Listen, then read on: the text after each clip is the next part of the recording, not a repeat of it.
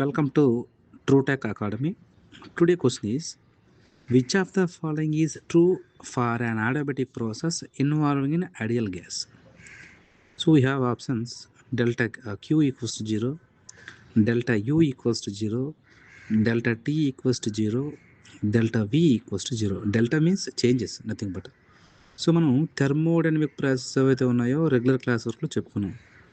So ఈ థెర్మోడైనమిక్స్లో మనం వీటి గురించి ఫైండ్ అవుట్ చేస్తాం సార్ అంటే only path functions, work done, heat transfer గురించి మాత్రమే ఇందులో మాట్లాడుతుంటాం. సో గతంలో మనం చెప్పుకున్నాం, if temperature is kept constant that process is called as isothermal. If pressure kept constant that process is called as isobaric. Volume is kept constant that process is called as isochronic process. But ఇక్కడ ఏ process గురించి అడుగుతున్నాడు? Adiabatic process. So adiabatic process అనేటువంటిది అంటే DQ అనేటువంటిది, there is no heat transfer జరిగితే దానిని మనం ఏమని చెప్తామంటే ఆడియాబెటిక్ ప్రాసెస్ అంటాము. అంటే హీట్ ట్రాన్స్ఫర్ జరగకూడదు. సో హీట్ ట్రాన్స్ఫర్ జరగకూడదు అంటే మనం హీట్ ట్రాన్స్ఫర్ గురించి మాత్రమే మాట్లాడలేదు.